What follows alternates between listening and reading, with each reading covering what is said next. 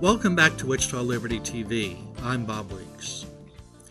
We hear government leaders in Wichita often likening government decision-making to running a business, but there are important differences.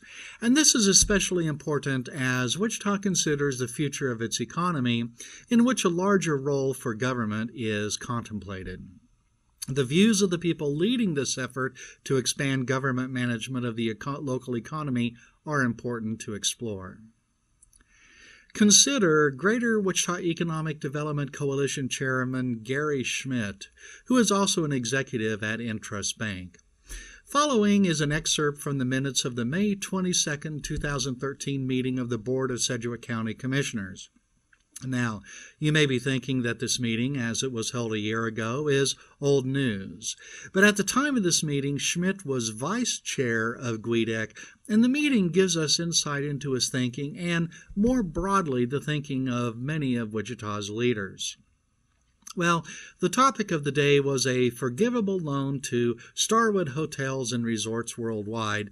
These forgivable loans are equivalent to a cash grant as long as conditions are met. And this discourse shows the value of elected officials like Carl Peterjohn and also Richard Ranzau, as he too contributed to the understanding of this matter. And when Michael O'Donnell served on the Wichita City Council, he also contributed in this way. Well, here's what Gary Schmidt of GWEDEC told the commissioners based on the meeting minutes. He said, "I know at the bank where I work, if we had $1 invested and got a return of over $2.40, we would consider that a very good investment in the future." And shortly after that, he said, "Very similar to what we do at the bank when we negotiate loan amounts or rates. So it is very much a business decision to try to figure out how to bring 900 jobs to our community without overspending or overcommitting." Well, there's a few problems here. First of all, when the bank that Schmidt works for makes a loan, there are several forces in play that are not present in government. And perhaps the most obvious difference is that a bank loans money and expects to be repaid. In the case of the forgivable loan the Sedgwick County Commission was considering, the goal is that the loan is not repaid. These loans, remember, are a grant of cash subject to a few conditions. And if the recipient company is required to repay the loan, it's because they did not meet conditions such as job count or capital investment. And in these circumstances, the company is probably not performing well economically and therefore may not be able to repay the loan. Well, another example of how a bank is different from government is that at a bank, both parties enter the loan transaction voluntarily. The bank's shareholders and depositors are voluntary participants. Well, maybe not explicitly for each loan, but if I do not like the policies or loans my bank has made, I can easily move my shares and deposits to another bank. But for these government loans, I personally have appeared several times before government bodies asking that the loan not be made. So I did not consent. And of course, changing government is much more difficult than changing banks.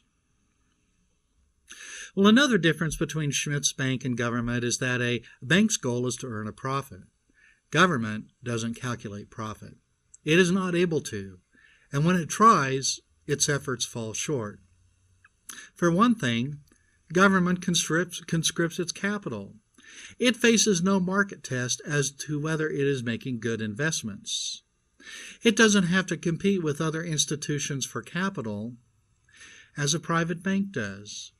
It was Ludwig von Mises who taught us that government can't calculate profit and loss, the essential measure that lets us know if a business is making efficient use of resources. And Thomas D. Lorenzo elaborated, writing, "There is no such thing as real accounting in government, of course, since there are no profit and loss statements, only budgets. Consequently, there is no way of ever knowing, in an accounting sense, whether government is adding value or destroying it." Well, governments locally do have a measure of what they consider to be profit. It's the benefit-cost ratio calculated by the Center for Economic Development and Business Research, or CEDBR, at Wichita State University. This is the source of the $1 invested and get a return of over $2.40 that Schmidt referenced. But we have to realize that the benefits that go into this calculation are quite different from the profits that business firms attempt to earn. Most importantly, the benefits that government claims are not really benefits. Instead, they come in the form of additional tax revenue paid to government. And that's very different from the profits that companies earn voluntarily through market transactions. And government usually claims that in order to get these benefits, the incentives must be paid. But often the new economic activity, expansion, whatever, it would have happened anyway without the incentives.